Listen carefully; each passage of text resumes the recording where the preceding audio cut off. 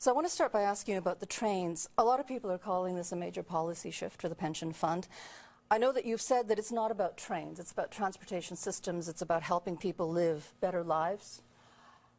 Why is that now, though, the Caisse's business? Well, I think for two reasons, fundamentally. First, the world of investment has changed a great deal, and therefore we need to keep finding new ways of generating the steady returns that we're looking for and that the people of Quebec need to secure their retirement. That's the first reason. The second reason is that this is a new way for us to contribute to Quebec's economic development, because urban transit and efficient and fluid cities, cities are the drivers of the new economy. Cities are the drivers of innovation.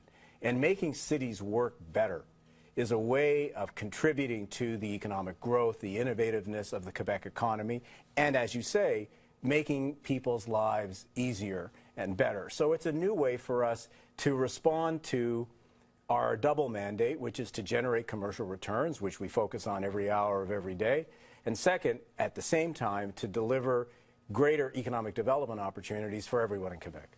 But your new infrastructure division, what do you say to critics who say, but aren't you getting away from your core mandate of just getting that good return on investment? Yeah, I completely disagree with that.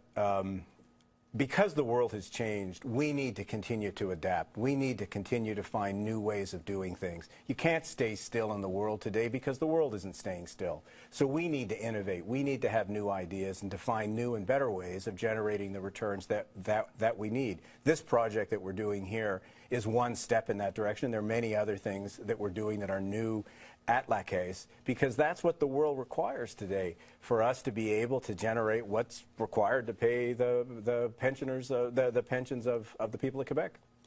I know that you've also said of this project that it's an ambitious plan and that we need ambition. Are we lacking in ambition, do you think? Well, I think everyone needs ambition. And I think the world is a competitive, unforgiving place.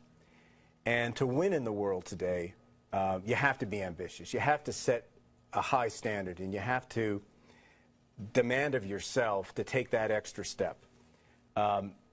Those are important attributes today. And when I look at Montreal, to come back to the urban transit project, or if I look more broadly at the Montreal economy, the Quebec economy, I see lots of examples where Quebec is taking that extra step. Quebec is stepping up and being more ambitious. Quebec is looking out into the world, because the Quebec economy is a relatively small economy in the world today.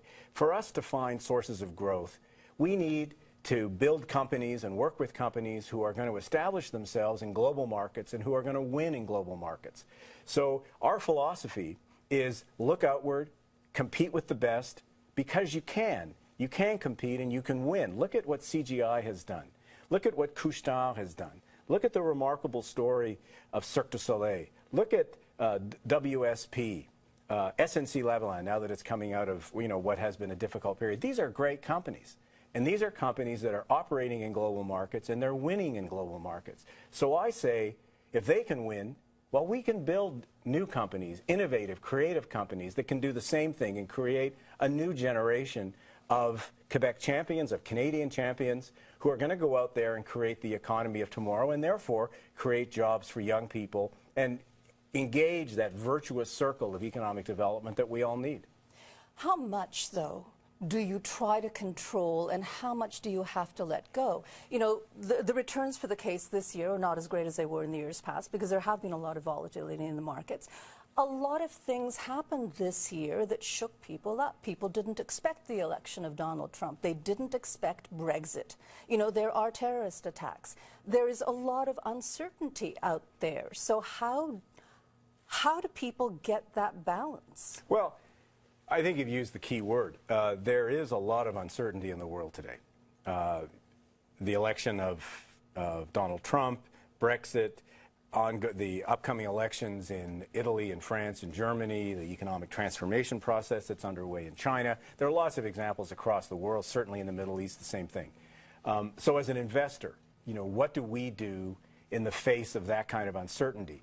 because it's not something that you can will away, that it just is. So uncertainty, you know, is usually accompanied by lots of volatility.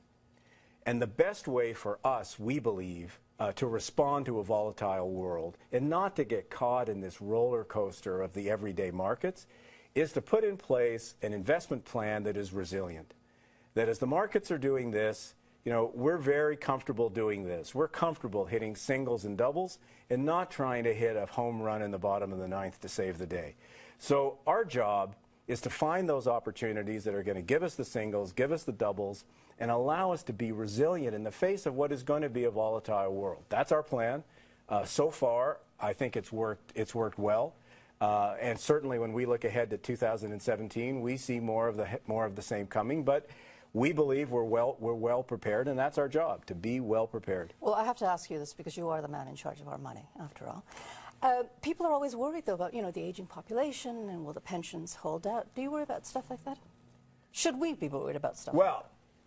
Aging population, relatively low level of productivity across the world, not just certainly in Quebec or in Canada. These are important issues because it's productivity and the growth of the labor force that determines what our economic growth potential can be. So yes, we think about that all the time because we're constantly looking for opportunities to find growth. So those structural elements in the global economy today are very important in terms of how we think about investment. And it's true that over the next number of years, for a whole host of reasons, it's probably true that returns for all investors, regardless of their investment style, are going to be lower than they've been for the last, say, 5 or 6 years. That's a fact of life.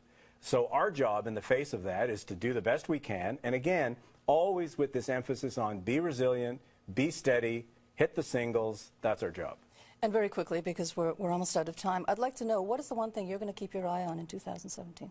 Oh, I think a critical thing for us as an investor and for Canada is what does the Trump administration actually do?